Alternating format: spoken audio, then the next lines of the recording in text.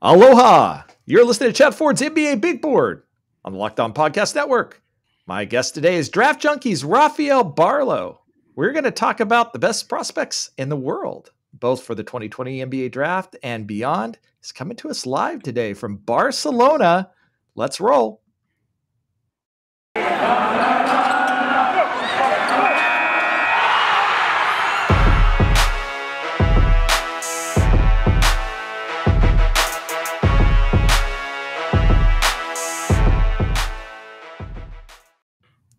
All right, and we're back, and this episode is brought to you by Truebill. Truebill is the new app that saves you money by helping you identify and stop paying for the subscriptions you don't want or need, and can even negotiate better deals on those you want to keep.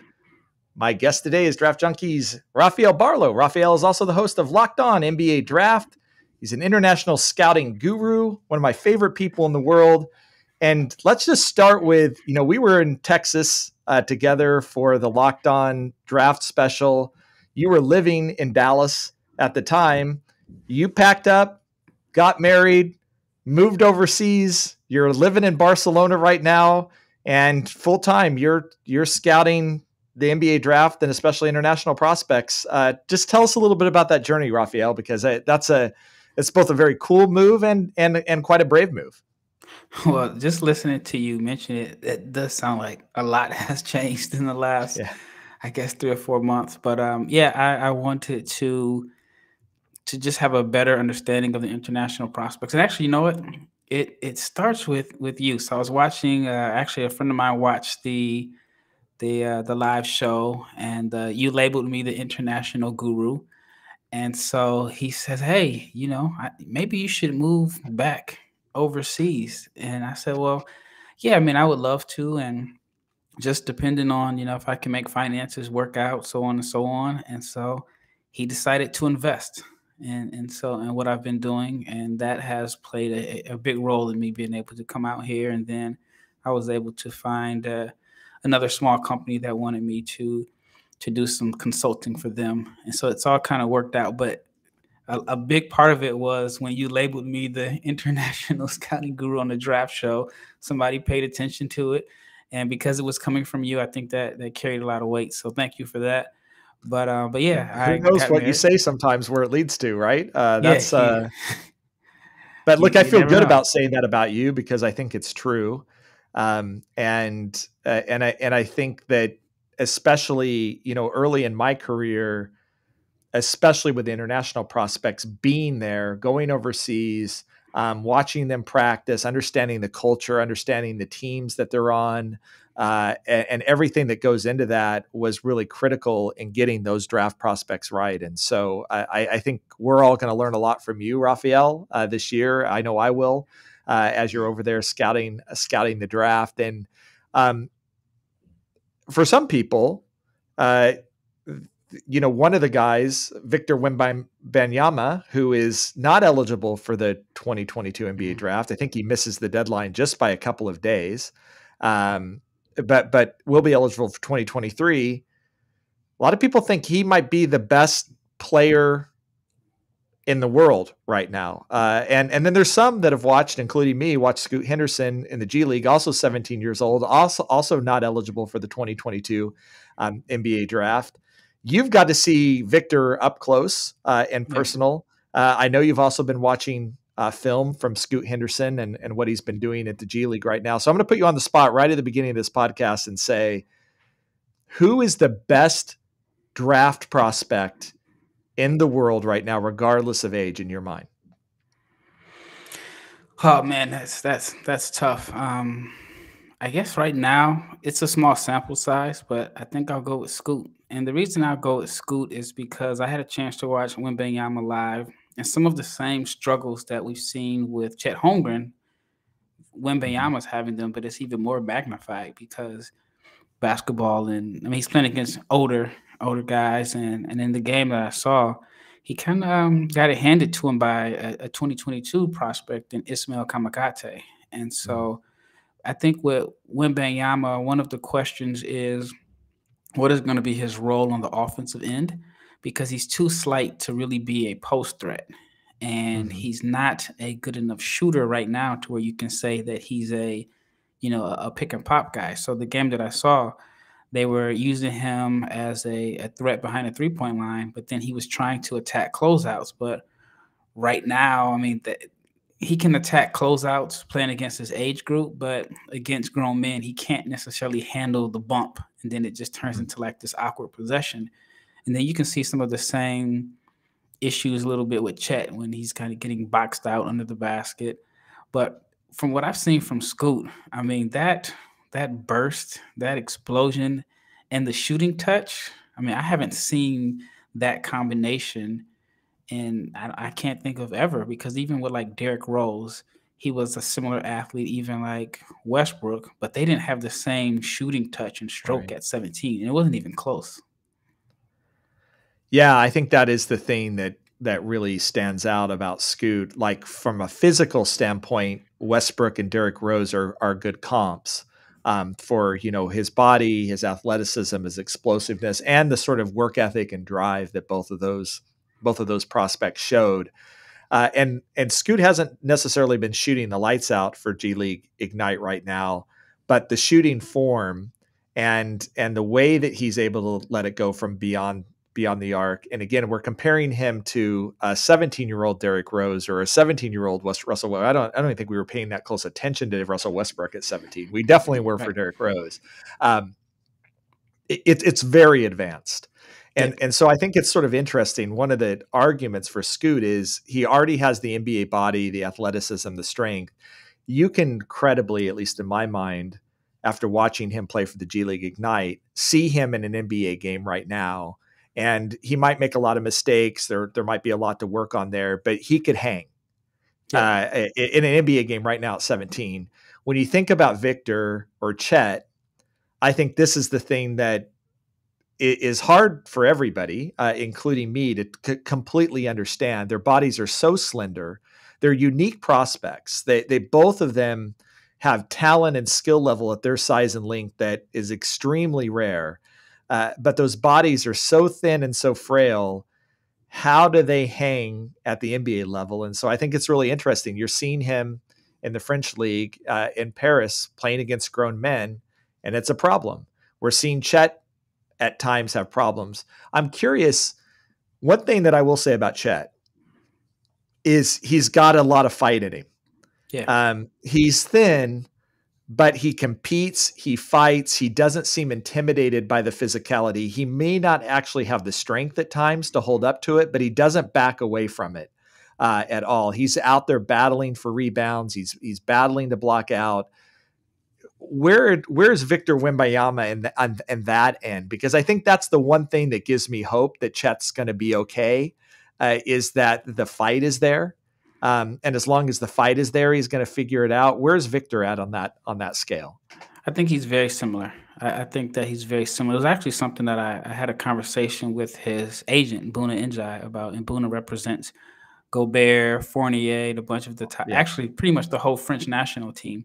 He's the elite agent for French prospects. Yes. Yes, definitely. And so, of course, it's his agent, but it was kind of an off the record conversation. Bouna actually lives by me in Dallas, so I have a personal relationship with him. But he said Victor does not like to lose. And he said that he compares Victor's drive to Rudy, because Rudy plays with his chip on his shoulder because he was upset that he fell late in the first round. He said Rudy has been able to carry this chip. And then he even mentioned Fournier as a guy that has totally maximized all of his gifts because he works so hard. He's not the most talented guy, but he said Fournier has been where he's made it to where he's at because of his work ethic. And he compared Victor to both of those guys. And so even the game that I watched him play, I mean, you saw him trying to attack closeouts, and it's kind of looked like a baby deer trying to run for the first time, but he got back up every time, and he still was trying to fight. And so, you can see the skill set, but I mean, he's obviously limited because one, he's only 17, and I mean, his body's just is not going to allow him to handle the physicality. But like you said, he fights. So let's just rank them here. You've got Scoot 1, best prospects in the world, regardless of age. Wembanyama 2 for you? You know what? If you would have mentioned, if you would have asked me that 3 months ago, I would have said yeah. But I'm heavy on the Banchero train right now. I think Okay. that Banchero is. I mean, I think he's special, and he really has not had an opportunity to unlock his passing skills and unlock the playmaking skills. So I think Banchero is at the point where I had mentioned in like my last video, because he's so physically developed, you're starting to look at him like, okay, he doesn't have the same upside as a 195-pound, center.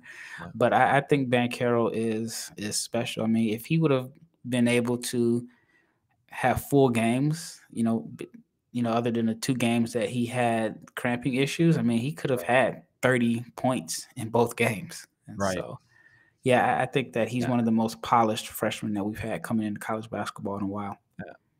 So I see you edging towards the prospects because, again, I think Banchero is another good example of someone it's easy to imagine plugging him into an NBA game right now, and Right. given his size and strength and skill set and feel for the game, that he's gonna be fine day one in the NBA. He'll still have room to grow. He'll still make rookie mistakes like all these players do, but it's easy to sort of see that sort of translation. Okay, so Banchero 2. All right, you've got Victor. Chet. You got Victor 3. Chet 4. Where are you at with Jabari Smith? I'd have him 5. Okay. I'd have him 5. So I'd have the 2. Well, I have Banchero, Chet, and Smith from this class, and then as far as 2023, I would go with Scoot and Wembanyama. Those are my top 5. I'm going to confess, I haven't really written much about this yet. I'm starting to find myself pulled towards, in this draft, Jabari Smith right now. I was a Chet guy. Chet's been number 1 on both of my big boards. Now, again, mine are based more on the NBA intel that I'm getting than necessarily my own opinion. And with Chet and Banchero sort of head to head both times, and it's at least for the folks I talk to, there's a fairly even split between there. But I wonder if Jabari is the kind of compromise pick between them, right? There's some of the length, mobility that Chet brings to the table, but some of the skill sets that Banchero, he's skinny still, but 220 pounds compared to 195 pounds is it means something, right? It's like he's Evan Mobley now and not what Banchero does. And the shooting thing has been the thing that's just really stood out to me about Jabari. I think all 3, Chet, Banchero, and Jabari can stretch it, but early on, man, for Auburn, it really looks like Jabari is going to maybe be an elite shooter, not just a big guy who can stretch the floor, but actually an elite shooter. And then you put a guy at 6'10" with his foot speed, his ability to defend, probably 3 positions on the floor, and if he's going to be able to stretch it like that, I just wonder in the modern NBA whether, if you're the general manager and the number 1 pick, and on one hand you get Chet, who could turn into something really special, but there's not a lot of templates out there for Chet. Like it's going to be a really interesting experiment. Or what you get with Banchero, but doesn't have that elite length or that sort of elite athleticism or pop that you typically think about when you have the number 1 pick in the draft. I wonder if teams, especially when you look at some of the teams that are likely to have the number 1 pick in the draft, like Orlando, for example, Oklahoma City Thunder, some of the teams that are at the Houston Rockets, they all seem like Jabari Smith might actually be the most tailor-made fit for them as well. Yeah, I mean, I think some team is going to hope that they don't fall number 1 or even number 2. If you get the 3rd pick, then he may fall right into your lap. I agree with the shooting aspect of it. I thought that he was a good shooter that could stretch the floor, but he's at like 43% on 5 attempts per game, which, I mean, that's elite shooting. And so I think that he's more ready to come in and contribute and help a team right now than a Wembanyama or a Chet. But the NBA draft isn't about who can help you win right now. It's about the long term. But one of the things that I've been impressed with is Well, actually, when I watched this film in high school, I wasn't that high on him. I thought that he reminded me of Channing Frye. I thought he was just going to be a pick and pop guy that didn't do much else. And what I've seen from him at Auburn is he's posting up a little bit more. Last time I looked, it was only like 8 attempts, but as he's gotten stronger, he looks comfortable posting up. But when I've watched a couple of his post possessions, he has a little bit of that LaMarcus Aldridge turnaround fade with the high release that, nobody can block or even alter. And I think if he adds that, continues to develop that part of his game, then he could end up being the best player 5-6 years down the road out of this 2022 draft class. He's Rafael Barlowe, NBADraftJunkies.com, Locked On NBA Draft Podcast. When we talked about the top guys, I want to kind of talk about some of the other lottery prospects that you've been scouting and ask you what, if anything, how you feel about Yannick Nzosa, who we were both very, very high on before the season started. What's going on there? You're in Spain. Before we do so, I want to talk about one of our new sponsors, Truebill. Do you know why free trials renew without your consent? It's a business scam out to get you. Don't let greedy corporations pocket your money. Download Truebill to take control of your subscriptions. Truebill is the new app that helps you identify and stop paying for subscriptions you don't need, want, or simply forgot about. On average, people save up to $720 a year with Truebill. I just actually used it to cancel an account that I couldn't get off my credit card statement for months. And so it actually really works because companies make subscriptions hard to cancel. Truebill makes it incredibly simple. Just link your accounts and Truebill will cancel your unwanted subscriptions in one tap. That's what they did for me. And your Truebill concierge is there when you need them to cancel unwanted subscriptions so you don't have to. Don't fall for subscription scams. Start canceling today at Truebill.com/LockedOnNBA. Go right now, Truebill.com/LockedOnNBA. It could save you thousands a year. Truebill.com/LockedOnNBA. And I'm back with Rafael Barlowe, NBADraftJunkies.com, making incredible scouting videos like he's been doing for a while. Also running the Locked On NBA Draft podcast a couple times a week. International scouting guru. What else can I say about Rafael Barlowe? He's in Barcelona right now. I want to talk about some of the other prospects in the lottery and what you sort of think about them. But I want to start with a guy that I had international scouts swearing to me that Yannick Nzosa should be in the mix for the number one pick in the draft before the season began. That was their take. Most of the American scouts probably had him more in like the 5 to 7 or 8 range. His season, it's been rocky. To say the least. You called some of it. I think the last time on the podcast, you wondered whether, I think it's Michael Eric, right? Is that Yep. Who came in, the American came in, whether his role was going to come. I know from talking in sources with the team that he also had a kind of nagging injury that kind of bothered him throughout the summer, that he rehabbed and kind of came back and wasn't quite in game shape because of that injury. And that really hadn't come out publicly. I'm just curious where you're at now on him. I'm assuming you've seen him play, and what do you think about his draft prospect right now? Should we be patient, or is it time to get off the Yannick Nzosa bandwagon? Well, I haven't had the opportunity to watch him play, but it's starting to make sense because Michael was a late addition. I was at a wedding with him, and he got the information that he was signing there. And I thought it was weird because I assumed that, Sosa was going to have a major role in their team this year. But when they brought Michael in so late, it makes sense now because they must have known that this injury was lingering and that he was not going to be ready to come in and contribute right away. And then if, the international basketball market, especially Spain, there's no developmental minutes. It's so competitive. And so they wanted somebody, I'm assuming they wanted somebody that can come in and compete. And so right now, I think he's only playing about 12 minutes per game. And last I looked, he's shooting about 38% from the floor. So offensively, for a 7-footer, not good. Yeah, he's struggling. Of course, defensively, I think that's going to be his calling card early on. I think that, it's tough. I'm glad that I'm not an NBA decision maker and I have to make a decision on him because the sample size is small and you're not gonna really get a good feel for him this year. I don't think.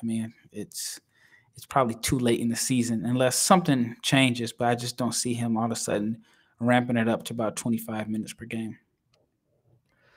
Look, we've had to deal with this in the past. There's been a number of international lottery prospects that weren't playing significant minutes for their teams. Not everybody's a Luka Doncic, where, at their age, they're out leading their team. In fact, this is probably more the norm for European prospects that, 12 minutes a night on a high level team is the norm. I think we expected more out of Nzosa just from a scouting standpoint, because I think this is where it's going to have to be, right? Like you're not going to necessarily be able to gauge him based off production this year, unfortunately. But just from a scouting standpoint, where does he land for you right now in this draft? Because I've seen people drop him all the way out of the top 30. I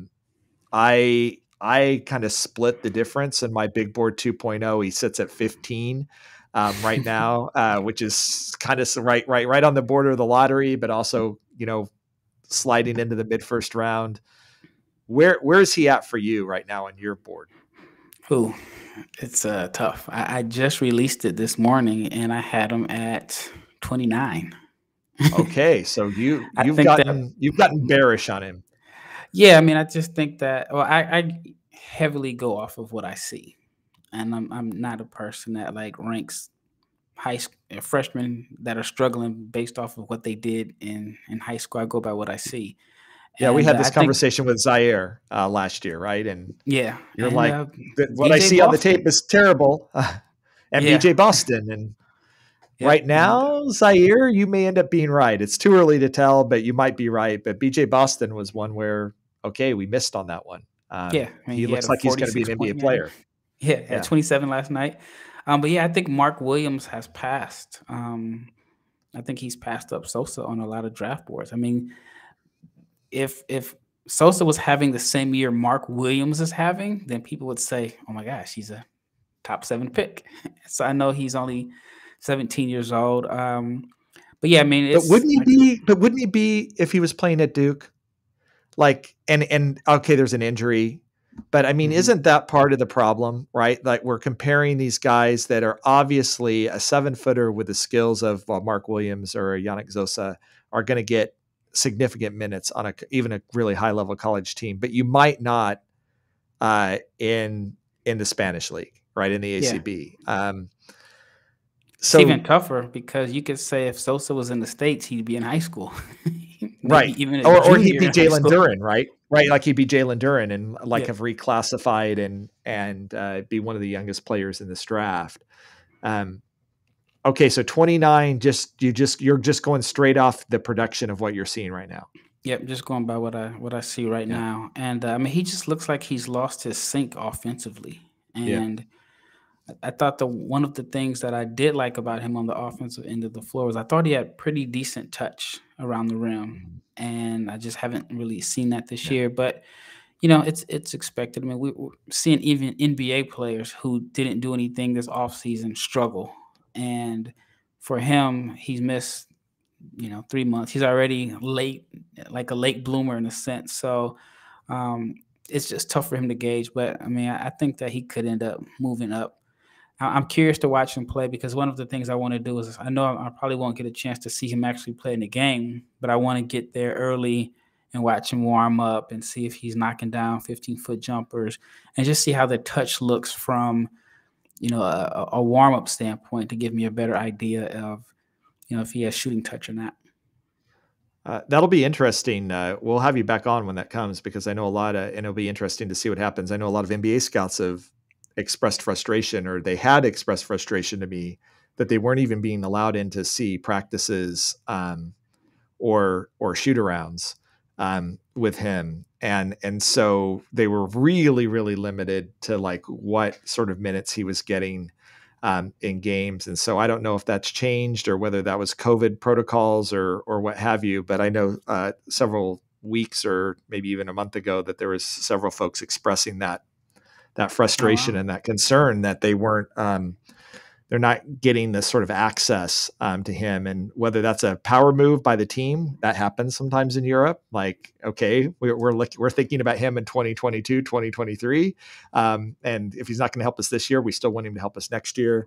Or even really, a buyout. I don't know what his contract situation is like, but if he has a sizable buyout and he gets drafted and the money they could get from a buyout could buy them a pretty valuable player. So yeah. I think that's even something to consider now.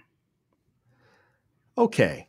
Well, that was a guy that I think both of us before the season began thought was going to be a guy kind of in our top 5, not there anymore. Who stood out to you this year? Who's a guy that you're higher on now, like significant, like in the lottery, that maybe has surprised you this year that you didn't see coming? I'd say Kendall Brown from Baylor. Okay, good choice. He's probably the one that has stood out the most. I mean, we all knew that he was like this freakishly good athlete and that, I mean, he had this upside and potential, but I did not know that he was such a good passer. I mean, he had a 10 assist game earlier this year. And even though he's like very reluctant to shoot, I think he's only taken 12 jump shots all year. The stroke doesn't look bad, and he's making, a good percentage of them. If he can develop into a more confident shooter, I think he's just like this freaky athletic glue guy that is a ball mover, and I mean, he gets his points off of energy and cuts and transition. And I think that he is probably one of the more intriguing prospects because of his length, athleticism, and just how he plays. Great choice. It was a prospect I really liked, but I think I had him like 22-ish on my initial big board, in part because I just didn't know what role he was going to play at Baylor. And I really thought he'd probably be coming off the bench in some sort of supporting role for them. And I think the jump shot is the key because he plays the right position from the NBA. He brings 2 things to the table that they covet in wings, right? He's an elite athlete. And like you said, his feel for the game is much higher than I think people sort of expected. His ability to pass the basketball and make reads defensively. And so now it comes down to that shot, and you look at the shooting percentages, you're like, cool. Then you look at the sample size and you're like, oh, okay. Like it just takes one bad shooting game and those would all, plummet. But yeah, I think Kendall Brown's a guy who might end up, in the top 5. If people are really confident that they think he can stretch the floor as well. The position is so valuable. And, one of the things that you and I have talked about in this draft is you got a bunch of bigs really kind of dominating this draft, but, bigs are not typically what a lot of these teams are hungry for, right? They're really hungry for wings or guards that can play multiple positions in the backcourt. And so I think Kendall Brown might be able to displace like a Caleb Houston, or a Patrick Baldwin or whatever is sort of the top sort of wing prospect, Peyton Watson on the board, and I think he may have already done it. Yeah, I have number 5 on my big board. Okay, so that's aggressive. 5's good. Yeah, he convinced me. I actually had a chance to watch Baylor practice before the season started, and he was dealing with an injury, so he wasn't 100%. But it was at the practice that I knew, okay, this guy is going to be a lot better than what his ranking is, just how he was making plays. And even at like a limited effort, the way he was moving the ball. And that's when his IQ kind of stood out to me that there's some playmaking potential there.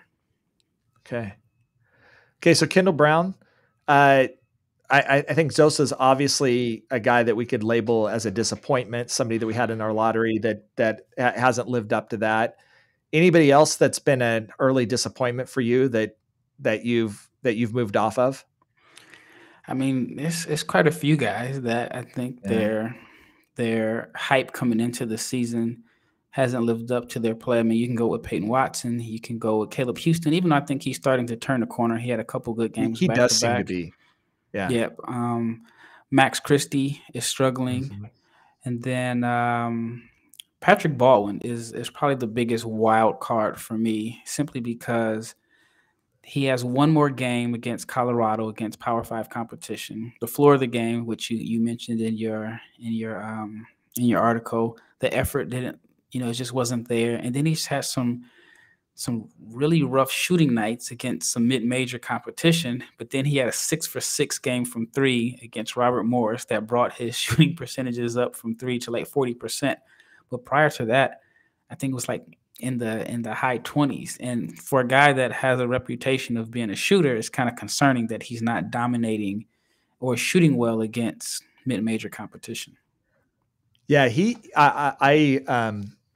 I was on the podcast with the Draft Deeper folks, and I pointed out in my when I was putting together my big board, I saw more complaints from scouts about Patrick Baldwin than anybody, in part because there are not a lot of high level scouting opportunities for him.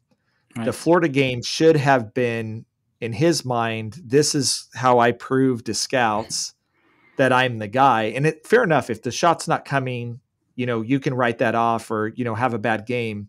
But the effort level that they saw, the competitiveness, I think that is what really stunned scouts. Like, he should have, if nothing else, been playing his butt off in front of scouts, regardless if you go 0 for 10 from the field, right? Like, and the fact that it felt like he gave up. And then you look at their record, and I was trying to think, when's the last time that we have a draft prospect that's a lottery prospect on a low major or maybe mid-major, depending on what you want to think about their Horizon League in Milwaukee.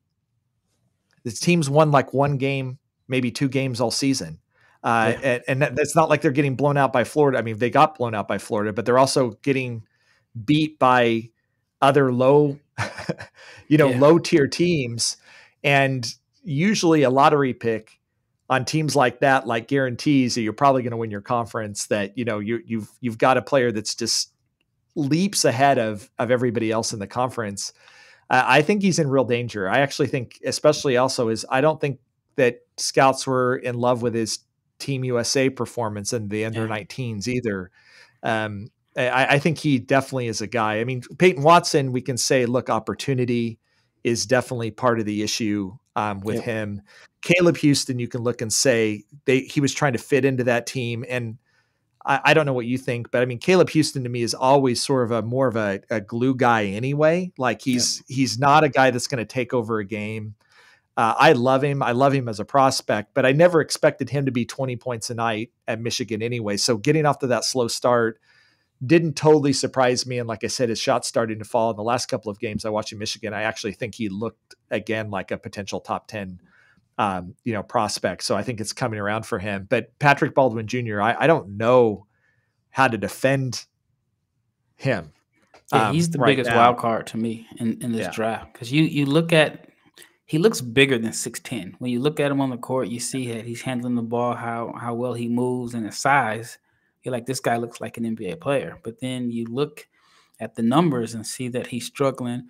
And I agree. Like, I watched the under-19 film, and he took 44 shots in that tournament. 28 of those were threes. So it's like, all right, if that's going to be your role, if you're going to take a majority of your shots being threes, I think you have to be a sniper. And he only shot like 32% at the under-19s. And even now, I mean, that 6-for-6 game will help anybody's shooting percentage. But outside of that, he's really struggled. And so I don't know his defined role as an NBA player, other than you just see that he has a lot of talent and skill set, but I don't know what is the one thing he can hang his hat on if he's not going to be a knockdown shooter. He's Rafael Barlowe, NBADraftJunkies.com, Locked On NBA Draft Podcast, and a big fan of Built Bar. As we saw in Dallas when we were putting together our NBA big draft show, probably not getting much Built Bar in Barcelona, Spain right now. So I'm just going to remind you, Raphael, that Built Bar has so many delicious flavors. You're probably craving them right now as I say this. There's something for everyone. Coconut, cherry barcia, raspberry, mint brownie, double chocolate, salted caramel. I know that's one of your favorites. Strawberry, orange, cookies and cream, German chocolate. My personal is the coconut. I think it tastes like a Mounds bar. It's chewy. It's delicious. I think Raphael had like 15 Built Bars when we were on the set that night. Powered by Built Bar, literally. He was literally powered by Built Bar and brought home a box. not only are they delicious and they taste great, they're actually healthy too. They have 17 to 18 grams of protein, calories ranging from 130 to 180 calories, only 4 to 5 grams of sugar, only 4 to 5 grams of net carbs. Order today. Get your grasshopper cookie, your raspberry, whatever you like. Built Bar is also the official protein bar of the U.S. track and field team. Go to BuiltBar.com. Use promo code LOCK15 and you'll get 15% off your first order. Use promo code LOCK15 for 15% off at BuiltBar.com. All right, Raphael, speed round. I'm here at the end. This international class, is struggling. Yeah.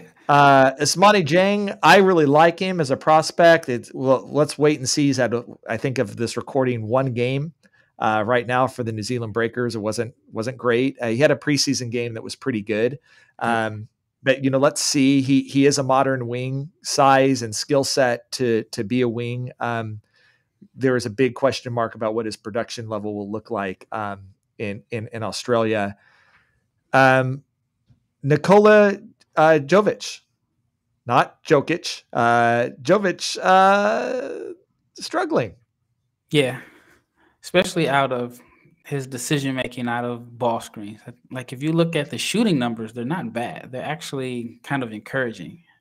But he's struggling with his decision-making. I looked it up. It was like 39% of his pick and roll ball handling attempts end up in a turnover.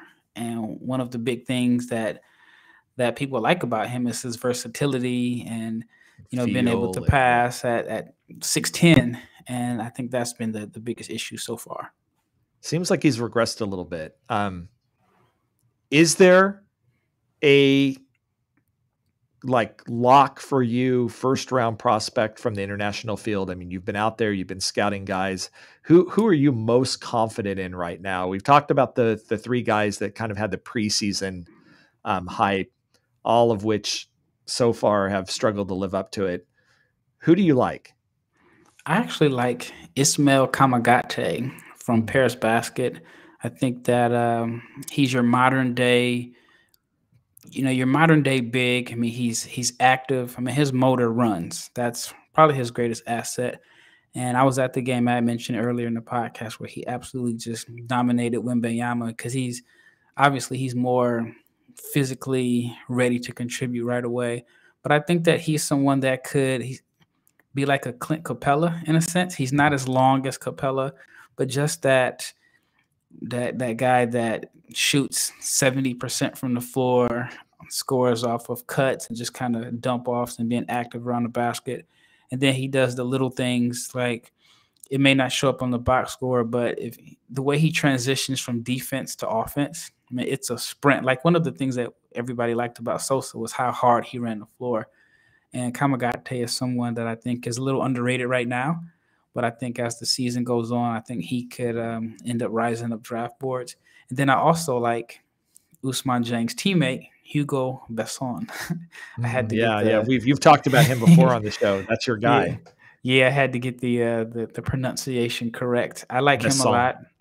Yeah, and he's his agent, which is another Bouna N'Jai guy. But Bouna thinks that he is a Tyler Hero type player. Like play a little bit of 1-2, just a creative shot maker. And the preseason game where Dieng had like 18 and 9, Besson also had a pretty big game. I think he had like 24 points.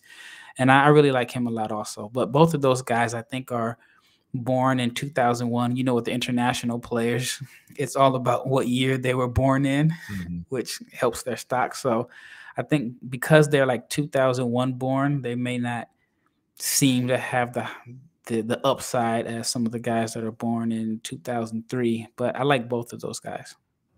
Okay, last question. Now give me a U.S. guy that's a sleeper, somebody that maybe doesn't have a lot of buzz, may not be a lottery pick, but just somebody that you've been watching and that you really like, that you want to advocate for right now. Wow, there's a couple guys. Well, one, JD Davison. I thought that he was very He's going to be a lottery pick. Yeah, he was very hyped coming into the season. And then I just admire the fact that he chose to go to Alabama, and he could have went literally anywhere in the country, been a high usage guard. but I have a lot of respect for how he's handled coming off the bench and how well he's played in that role. But the guy who I would probably advocate for, who is somewhat of a name that's been thrown around for the last couple of years, but I've just really been impressed with his plays, Wendell Moore. I mean, he's averaging like 18, 6 and 6 or 18, 6 and 5, something like that, shooting like 56% from the floor. He is an athletic wing that I think can defend multiple positions, and he's taking care of the ball. I mean, it's almost like a 3-to-1 turnover ratio, and 6 assists in college is a pretty significant number. So I think that he is someone that, we'd probably be talking about more because he's only 20. He's like a young, he's a young junior. He's a junior, yeah. And so I don't think that he's been given enough, I guess, credit or given enough attention about his upside, and that he still has a ways to go because he's only 20. I mean, he's only a few months older than some of the freshmen that we're so high on. So I think Wendell Moore is someone that I'm probably a little bit higher on than most. I love that choice. I think I had him 26 on my big board, and that even felt lowish to me because I'm still hanging on to some of the freshmen that we'd ranked higher early on and giving them more time. I could easily see him sliding into the teens, and maybe even late lottery, especially talking to some scouts who are wondering, could he be a primary ball handler at the next level? That Duke kind of uses multiple players to initiate offense and be the point guard, but I think there's a real argument that he might be able to be that sort of hybrid, either as a wing or as a lead guard, and with his size and everything else. Yeah, he's been a guy that me just like screams, that's an NBA skill set. That's an NBA player right there. I don't care what happened his freshman and sophomore years at Duke. He's doing it now at Duke and doing it at a high level and consistently at a high level. So I'm with you on that one. I think that's a really great call. Yep. Yeah. I really have been impressed with even like the little things in the Gonzaga game. I thought that he had the play that turned the game around when he got the steal off it was a bad turnover by Chet, but he got he looked like he was going back on defense, and he went and got the steal on the inbounds pass and ended up drawing a foul. But it's how hard he plays, and it's the intangibles that have also stood out to me. Okay, he's Rafael Barlow coming to us from Barcelona today. Looking forward to reading all your stuff and watching your videos. You can go over to NBADraftJunkies.com. You can check out his YouTube channel as well. And you can find his podcast at Locked On NBA Draft. Always a pleasure, Raphael. And make sure that you go and check out NBABigBoard.com as well. Lots of great stuff coming over there. We got new big boards. We've got every Tuesday Prospect Watch, kind of breaking down who scouts are talking about, buzzing about, also Rookie of the Week and Sophomores of the Week. Just so much great stuff happening over at NBA Big Board as well. Thanks so much, Raphael. Thank you. Thank you so much. Listen to Chad Ford's NBA Big Board on the Locked On Podcast Network. Aloha.